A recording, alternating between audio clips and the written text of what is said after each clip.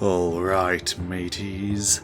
Are ye ready for Baneshake's Charlie to plunder your booty? Be ye ready for your timbers to shiver as salty seamen be swabbing the poop deck. This be a briefish history of Assassin's Creed. Arg.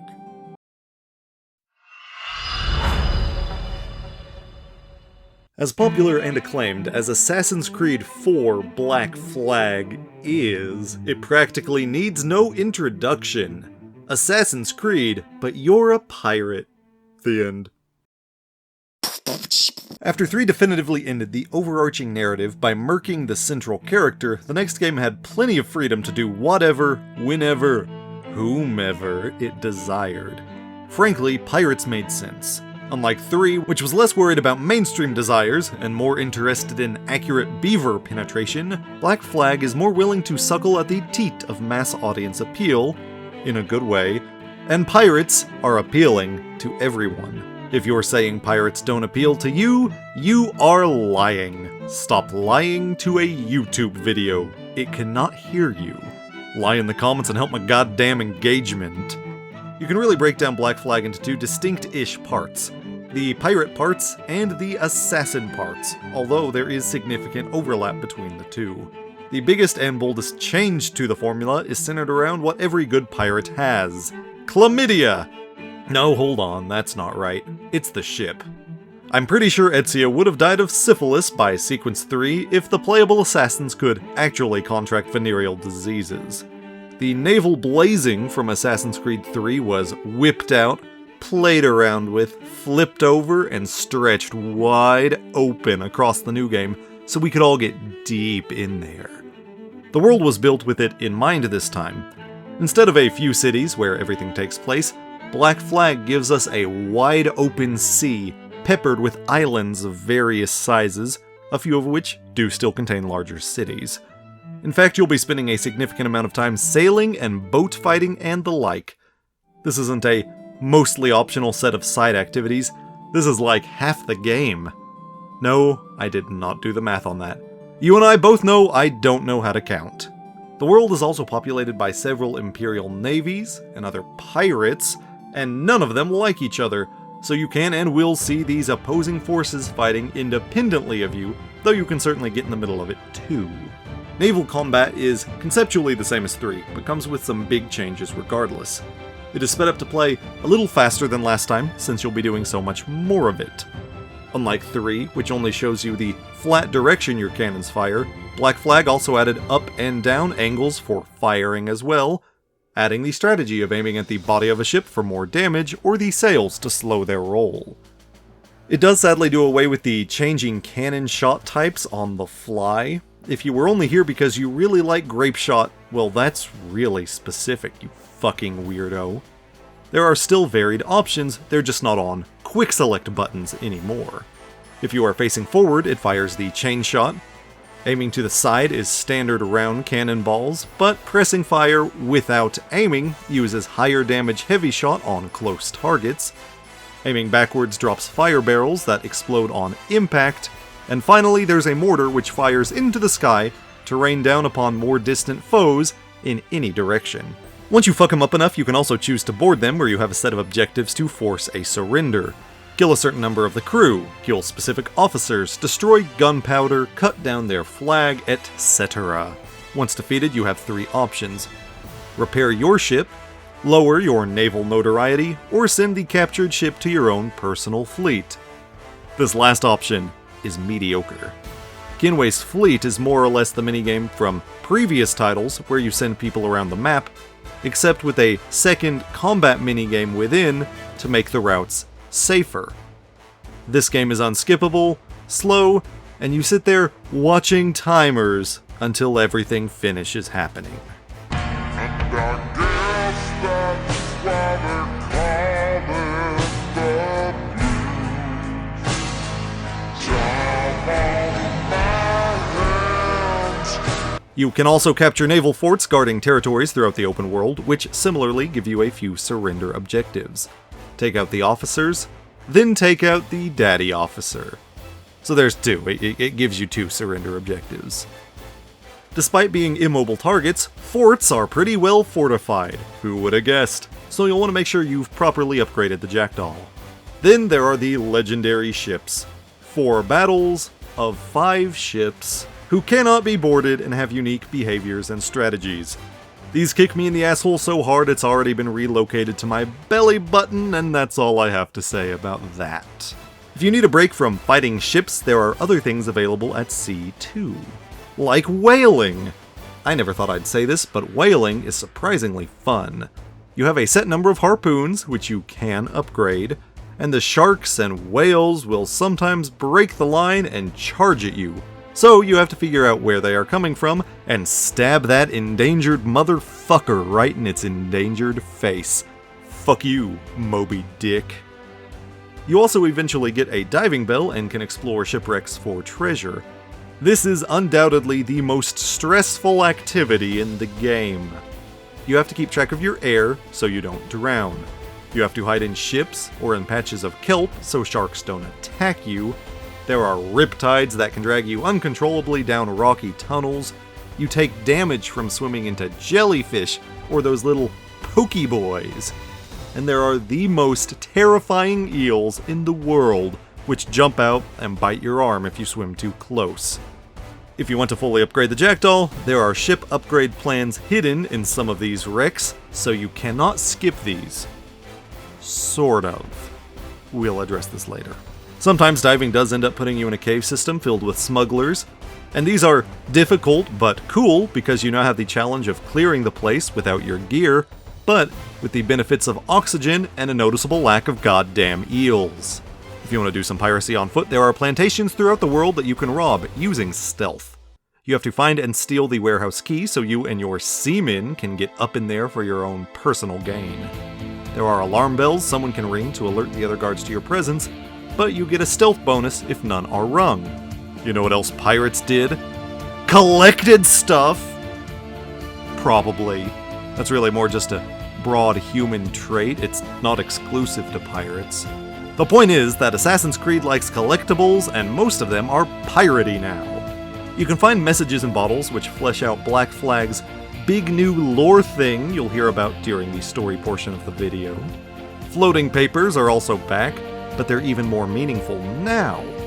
They contain sea shanties which your crew will sing while out to sea. Here we go.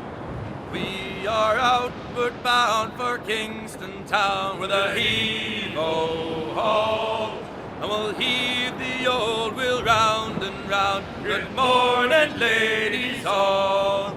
Now, I'm not saying this is the best feature to ever grace gaming, and all video games that lack this feature should be ashamed of themselves, but you know what? Yes, actually, I am saying that. I propose we replace the national anthem with Leave Her Johnny. I thought I heard the old man say, hey, leave her, Johnny, leave her. Tomorrow ye will get your pay, and it's time for us to leave her. The bonus armor this time is hidden behind Mayan stele, which you climb and solve an insultingly easy Eagle Vision puzzle by lining up a few fixed points. Trickier are the treasure maps, which you find have to go to another place in the world based on the coordinates given, and then dig up based on some intentionally amateurish sketches. These puzzles are much harder, but again, hide some of the higher level ship upgrades, so probably don't skip them. The collectibles I don't care about are Animus data fragments, which I dislike for all of the reasons I listed in Revelations, except now it loses that original and dynamic shape to be a triangle. Yes, Black Flag, I definitely want to stop in the middle of pirate stuff to park my ship next to an uncharted island, jump off my boat, swim to shore, pick it up, swim back, and climb back up my boat, all for a single triangle. So that's the salty, shooty side of this Venn diagram. Let's look at the secret stabby side. The Assassin's Creed side of this Assassin's Creed is very much Assassin's Creed. The parkour is just like 3's, so it works in the jungle or on a boat or whatever. The natural stealth stuff like tall plants are also back, except now you can whistle from them too instead of just fixed hiding places like a cart. If you've only played these on modern hardware, you might not have even given credit to Black Flag. 3 wouldn't let you whistle from the tall grass until its remaster added that in later. Combat mechanics have been technically simplified a little, but really just for some higher level stuff, so the fundamentals are the same as last time. Now, ever since Assassin's Creed 2, we have had a large variety of types of weapons. Swords, short blades, blunt weapons, heavy weapons, so on. Black Flag adds dual-wielding swords, so that's pretty rad. It also removes any weapon type that isn't dual-wielding swords. Edward technically can steal enemy weapons to temporarily use other types, but that's all the melee variety you get. A few combat tools carry over from 3 and Liberation, though it's definitely a shortened list. Smoke bombs, rope darts, pistols, and a blowpipe for poison, which was tweaked just a bit for balance purposes. Berserk poison is back and still makes enemies wrestle till they die, but normal poison is replaced by a non-lethal sleep agent, so you can't just kill everyone silently from the next block over anymore, as they will eventually wake up. There is technically another tool the game never calls attention to. Since you can't use a dagger for knife fighting anymore, if you pick up a knife from a fallen guard, you now have a silent throwing knife. You can only carry one, but it obviously has its uses. The manual lock-on from 3 is revamped into a free aiming system, another improvement they gave to 3's remaster because it works so well here. Here is one thing Black Flag deserves no credit for. Starting back in 2, there was a weapon wheel to make weapon selection more precise. Revelations and 3 made it 2 wheels to make tool selection easily precise. Black Flag removes this functionality. All weapons and tools are mapped to quick select on the D-pad, mixed in there amongst themselves, and you keep pressing one direction until you have what you want. Even when you know where everything is, it's an awkward and inefficient system, and it's very likely you will clumsily pick the wrong thing in the midst of combat. Don't worry though, certainly the developers would only replace this for a significant new button 6 main games into the series, right? Right. Haha, fuck you, this is Ubisoft. No, the new button functionally pulls up a menu to show you how many collectibles are left in the area. Something that is already one button press away, on the map. This would be like replacing your genitals with a specialty hole designed for eating cheeseburgers. You don't need it because you already have a mouth and now you've lost other functions completely. Have fun pissing out your cheeseburger hole, Black Flag. A lot of other Ass Creed stuff returns in various degrees, some of it simplified, but there are a few noteworthy omissions. Assassin recruits are gone completely, and as of whenever this video is up, stay gone from the series.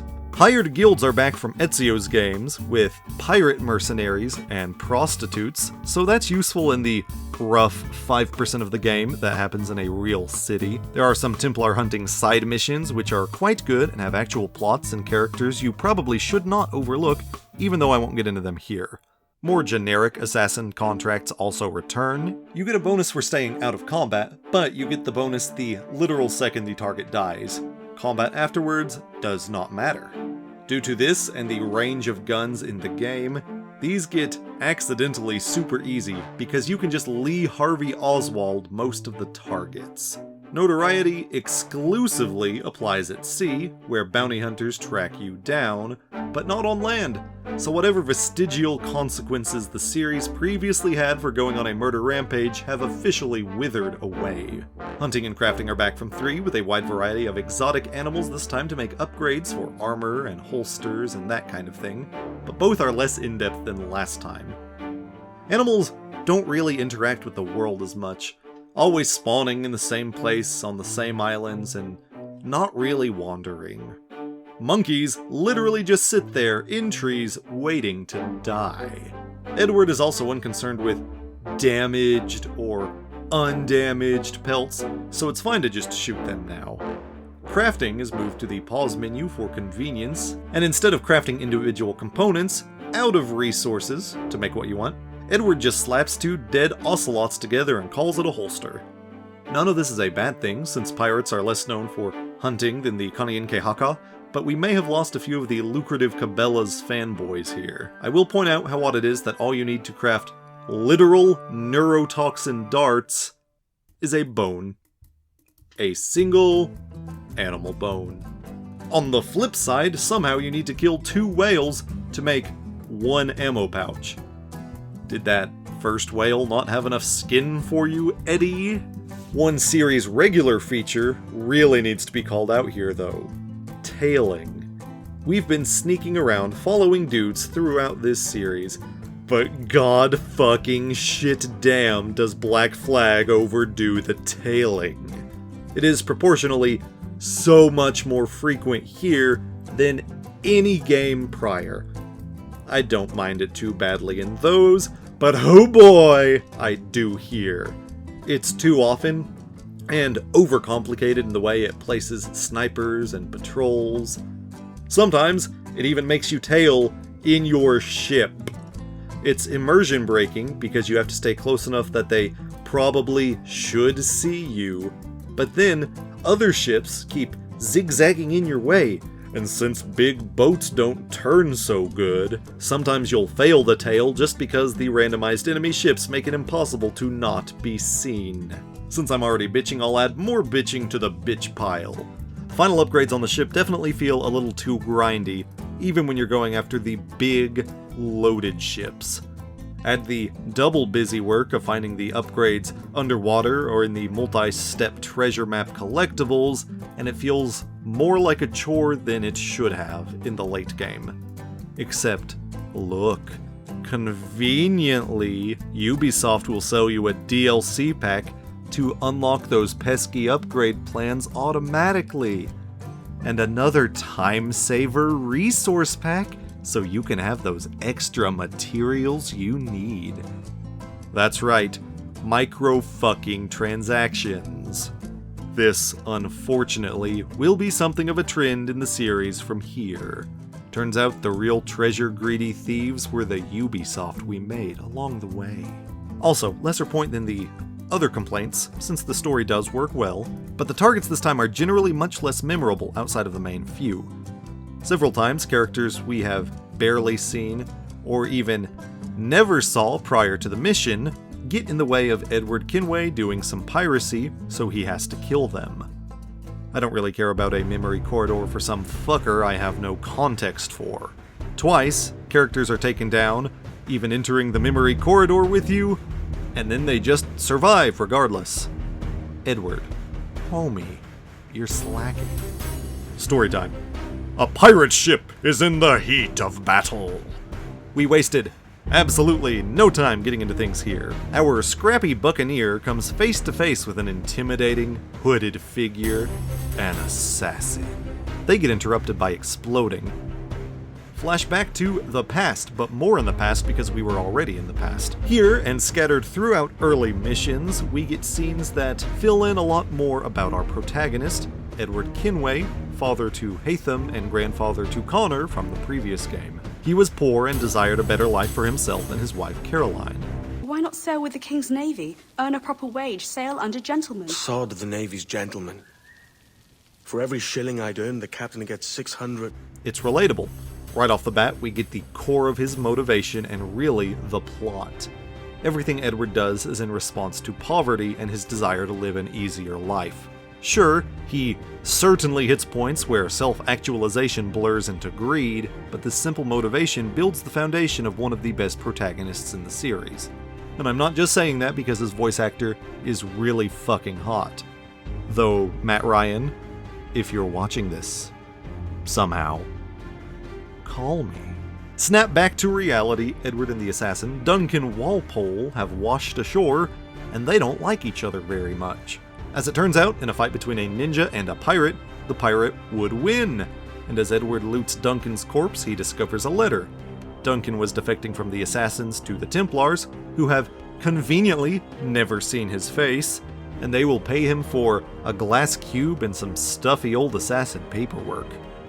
Edward would like some money, so he assumes Duncan's identity. He saves a merchantman named Steed Bonnet from the British, and Steed takes him to Havana. We are eased out of the Animus to find our new modern-day segments. Since Desmond can no longer climb shit due to the new modern character is a silent, first-person employee for Abstergo Entertainment, the gaming division that released Aveline's Memories as Liberation in Universe. Liberation was a wild, critically lauded success, which feels a little bit horn-tooty there, Ubisoft. So they're putting together more historical games to sell to the public. And this individual is a new hire for a pirate project. This new modern setup allows some subtle, biting-the-hand satire at the expense of Ubisoft, and exploring the office adds tons of lore that is certainly welcome to see. Except when it is confusing. The Assassin's Creed novelizations can be seen on the shelves, including the novelization for Black Flag. Trying to justify any of this makes my brain hurt. Speaking of headaches, this is Melanie LeMay.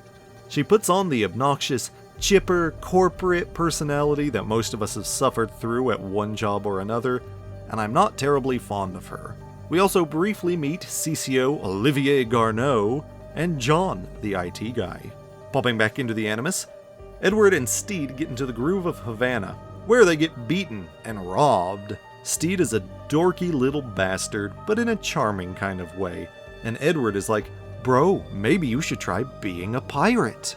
Edward, pretending to be Duncan, meets with the Templars, led by Laureano de Torres y Ayala, with famous pirate defeater Wooz Rogers in the mix. The others matter less. They provide him with some hidden blades that weren't smooshed during a storm, and ask him to do some sick-ass Creed moves. He somehow bluffs his way into doing all the sick-ass Creed moves. The Templars talk about some place called the Observatory, which will let them peeping Tom on anyone, anywhere, at any time. They also have this guy, Bartholomew Roberts, they keep calling a sage. A bunch of capital A assassins try to assassinate everyone and free Roberts. Dunkward, which is the best portmanteau of Duncan and Edward that I could come up with, continues proving that pirates would win a fight against ninjas. And for all of his hard work and trouble, the main Templar pays him like $100 or something equally pathetic. In response to being underpaid, he goes to talk to this sage guy to find the observatory for himself. But Roberts has already murdered a bunch of guards and escaped.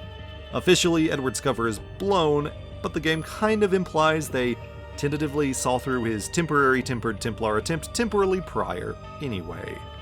They lock him on a ship to ship him off, but he and his new pirate prison pal immediately call the Shackles bluff, free all the other prisoners, and steal a ship from the fleet, which turns out to be the Spanish treasure fleet historically infamous for sinking. It sinks. Edward's new buddy is Adewale, escaped slave turned pirate, and though Edward is comparatively progressive for the time, he still accidentally says racially questionable stuff sometimes, and Ade usually has to nudge him back in the not racist direction. Though they do get some fun wordplay out of it. Did it rub you wrong when I took this brig as mine own? It was a sort of rub I have learned to endure, sailing among faces of such fairness. It's true. Most of these men wouldn't accept you as a captain. So what fair role would complement such unfairness? Edward captains himself, renames the ship the Jackdaw, and they head to Nassau, home of the Pirate Republic. Conveniently, Edward is already BFFs with all the big-name pirates. Edward Thatch, soon to be Blackbeard. James Kidd, the supposed bastard child of William Kidd, nothing suspicious here about a boy with a woman's voice claiming to be related to a famous pirate too dead to deny it. No sir. Benjamin Hornigold, a man with sideburns and, okay, look, it's not his fault he's surrounded by more interesting pirates, okay? There's also Charles Vane, who is somewhat drunk and oafish, and Calico Jack Rackham, who is more than somewhat drunk and oafish. And Bonnie, Lady Pirate, also pops up a couple of times early on. They do a bunch of pirate stuff for a while. Edward wants to find the observatory, but Edward doesn't believe in technology left behind by magic ancient dudes. So they do more mundane activities, like stealing galleons or stealing bitchin' Caribbean mansions. It's a solid representation of the golden age of piracy. The pirates function democratically within their crews and even as a rudimentary form of government, beating the founding fathers to the punch by roughly 70 motherfucking years, which is true to real life. They speak in period authentic dialogue, and even the subtitles spell and capitalize words the way things were written back then. The featureless employee clocks out of the Animus and gets pulled aside by the CCO, who's like, "Great work. Upper management really likes all that talk of the observatory for some reason, so keep researching that." John from IT radios in because he needs some help doing some casual corporate espionage and gives you the ability to hack stuff. The initial video file shows Abstergo collecting Desmond's remains to use for this very project. Going around hacking is what gets you all the rest of the lore stuff, if you can tolerate the hacking minigames. One is navigating a ball maze, another is just making lines wiggle correctly, and the worst is essentially Frogger. I fucking hate Frogger hacking. I am bad at Frogger hacking, and I'm starting to suspect real hacking is nothing like Frogger. You run down to deliver the stolen files to a courier, Rebecca Crane, who is always hanging out with espresso bar barista Sean Hastings. These two are known assassins who were secretly under heavy monitoring from Abstergo for weeks during 2 and Brotherhood. How the fuck are they getting away with this? Back in the past, Kid basically takes Edward aside to be like, "Look, I'm secretly an assassin. First of all, stop mucking things up. Our guys hate you. This is our mentor, Altabai. He hates you. Second of all, is this ancient stone head the sage you met?" Edward confirms that, yes, he knows that ancient stone face. That's real weird. They get interrupted by Templars attacking thanks to the paperwork he took from Duncan earlier and sold to them, so he helps repel the attack. The assassins still kind of hate him, but they're willing to tolerate him from off to one side. Edward promptly starts mucking things up for both secret conspiracies yet again. He still wants the sage, so he coerces Torres into leading him to Roberts. Torres, conveniently, was already going to pay a slaver to turn the sage over, you see. Edward's plan fucks up Kid's plan to assassinate both Torres and the slaver. Edward convinces Kid that they can work together since their goals align, and as part of a ploy to get into the slaver's house, Kid reveals that he is a she. I'm pretty sure this was intended to be a twist, but it's honestly not surprising. Famous pirate Mary Reed was well known for disguising herself as a man, and was conspicuously missing earlier despite being part of Calico Jack's crew alongside Anne Bonny. But even if you don't know the history, the voice is a dead giveaway. Edward manages to kill the slaver, but Roberts evades capture again. Pirate stuff continues. Nassau is really starting to come apart at the seams since the whole economy basically relies on looting shit. Edward and Edward work to try to get some medicine, joined by Steed Bonnet, who has become part of Edward's crew. That Edward, not this Edward. We really get to see Edward come into his own as Blackbeard, and interestingly, it's a comparatively pacifistic choice. By building up his rep and doing spooky things like lighting fuses around his face, he can intimidate and scare people into surrender more easily. Or just be a dick to Bonnet. That too. He does at least give Bonnet a small ship of his own, and as Steed sails off, he's like, "Thanks, Edward! Kinway, specifically, for being the exact reason I was persuaded into becoming a pirate! This is fun!" Edward more or less takes Charlestown hostage until they give him medicine for Nassau, but Edward is so scary, Edward has to sneak in to actually kick it into gear. Edward decides he should really think about retiring, since he's almost 50, and Greybeard sounds just too much like those Skyrim dudes. In the modern day, John from IT blackmails the employee into doing even more spying and hacking, and it's pretty obvious he's not exactly stable. Well, how about I blow the fucking whistle on you, hacker? I own you! Woodes Rogers rolls into Nassau to offer the pirates the king's pardon if they'll stop being pirates. Hornigold, disillusioned by the failings of the Republic of Pirates, is open to the idea, but Vane and Rackham are like, fuck no, and help Edward build an explodey boat so they can escape the blockade. They go to see if Blackbeard will leave retirement to help put the swag back into piracy, but he's not interested since he's already throwing this dope retirement party. He does helpfully put Edward back on track towards Roberts when Edward notices someone suspicious lingering around. A spy has led the British straight to Blackbeard, and they attack before Edward can warn him. Don't worry, he comes out ahead in the end. Ooh, sorry, that was a typo. 2 words. He comes out ahead in the end, because of the decapitation. Disheartened at the death of their friend, Charles Vane finally agrees to try and find the observatory with Edward. This almost immediately backfires because Calico Jack Rackham uses the opportunity to mutiny and maroons Vane and Edward on a remote island. It's all too much for Vane, who snaps under the pressure, eventually trying to shoot/explode Edward in a fit of rage, before Edward kicks his shit halfway into the grave. Edward steals a ship single-handedly before Mary and Adewale help take back the Jackdaw from Rackham, which happens entirely off-screen. Why would you skip that part? It sounded so cool!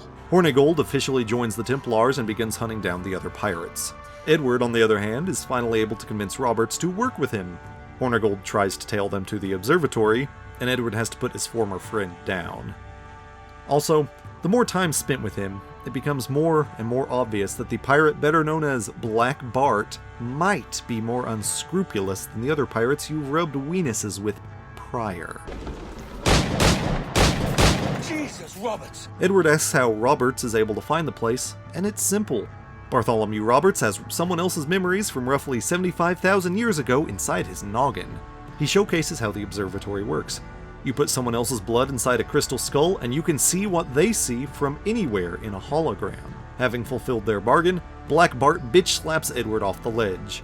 Like his grandson Connor, Edward debilitates himself with a big splinter trying to give chase, and Black Bart turns him in for the engorged bounty on Edward's head. Have you ever seen the inside of a Jamaican prison, boy? The modern employee emerges from their animus to discover they have been locked inside of an underground high-security apartment. Melanie explains that it's a precaution because someone keeps running around hacking everything. Also, Olivier Garneau has gone missing. In fact, Garneau went and got himself killed in a side mission in Watch_Dogs by that game's main character, who was hired by the assassins to do that. That's right, Watch_Dogs in some form or fashion is canon to Assassin's Creed. I do not know the finer details, I have not played any of those games yet. If we can get this video up to 69 likes or 420 views, I will cover Watch_Dogs here on Baneshake. John from IT offers to help you get out of hacking trouble if you'll do some more hacking, except Juno jumps out of the computer. Even though she got out of the temple's closed system at the end of the last game, she's still non-corporeal, so she got stuck in the internet, which just spreads her way too wide. You'd think she could have come up with a solution ahead of time in the 75,000 years or so she had to just sit around inside a computer, but no. She's like, I am too tired to hijack your fleshy body. And John from IT is like, what? She was supposed to hijack your fleshy body. The modern employee just sort of shrugs off literally everything I said these last 2 paragraphs and just goes back to work like a wage slave. Edward is taken to a pirate trial, where he sees Mary and Anne have also been captured. The Templars are basically going to keep him locked up until he gives up the observatory's location, and his lady pirate friends manage to avoid their executions because they're pregnant. Months pass, and Atabai frees Edward for some extra help in freeing Mary and Anne. Prison has a massive impact on Edward. 2 guards discuss how Stede Bonnet, the man Edward encouraged into piracy, was brought weeping to his hanging. Jack Rackham's skeleton has been left on display. Inside, Charles Vane is babbling and singing to himself, and I don't even know if he's still sane enough to comprehend his own looming death. When Edward and Atabai find Mary and Anne, they're in rough shape. Mary's already given birth, with her baby taken away, and can barely walk. Edward leads her as far as she can make it, but she's too weak. She asks Edward if he'll do his part like she did, and dies, mere feet from the exit. After bringing her body to Atabai, Edward falls into a drunken stupor, haunted by nightmares. Black Bart mocks him as he crawls past all of his dead friends. Sharks feast upon numerous dead sailors sinking into the ocean depths.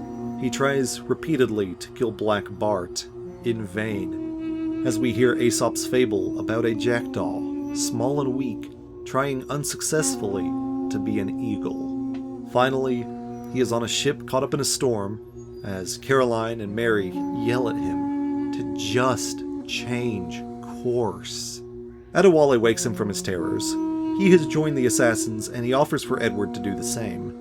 Humbly, and admitting that the road to improvement is long ahead of him, Edward does. He catches up with Anne, who has lost her baby. In a dead way, she did not misplace an entire infant, and after sorrowful recollection, he takes her on as new quartermaster for the Jackdaw. He speedruns some assassin stuff, since we're at the end of an Askreed game and he is only just now an ass. He stabs Rogers, who gives him Black Bart's rumored location before not dying. He survived. Then Edward stabs Roberts, who waxes lyrical about Juno before dying. Oh, she who lies in wait, entombed. I had hoped to find her, to see her again, to open the door of the temple and hear her speak my name once more. Essentially, it confirms what it's been hinting about sages. They are, genetically speaking, Aita, Juno's euthanized husband from 3. They're normal people at first, and then his DNA shows up inside them. This primarily leaves Torres, who manages to stay ahead of Edward long enough to find the observatory, except he sets off the goddamn security systems before Edward is able to kill him. Victory at hand, the assassins bring Edward a letter, and his face drops before we're yoinked out of the Animus. Turns out John from IT is also a sage, and he tries to poison the employee before getting shot by Abstergo security. This convinces Melanie that he was the only hacker the whole time, and shows you the trailer they've put together for this project, and much like real corporations, they are wildly out of touch. These men will discover that nothing is sacred, and everyone is committed to rum, plunder, and women. Hola, ladies. Edward gives his mansion to the assassins to be a new base, and has one more conversation with Anne. She sings a bittersweet song to the memory of their dead friends, and Edward meets his daughter Jennifer for the first time. As the credits roll, they just talk. Caroline died 2 years prior, and Edward never got to say goodbye, since he didn't fulfill his promise to return after a year, 2 at most. One last scene plays out a few years later. Edward takes his daughter and his young son, Hatham, to the theater we saw in the last game for a play. He's finally happy with his life. Edward is interesting in that this game wasn't his first appearance. He actually first appeared in the book I kept pretending to try and sell you in the Ask Creed 3 episode. 2 years after this scene takes place, mercenaries hired by the Templars broke into Edward's house, kidnapped Jennifer, and after a fight, murdered Edward. Hatham would be taken in under the wing of the Templars, where he would end up undoing most of the Assassin's progress, including Edward's, in the New World. The end. Well, that was depressing. Don't worry, folks, for the next episode, we're taking another deep dive into the harrowing practice of institutionalized slavery. Shit.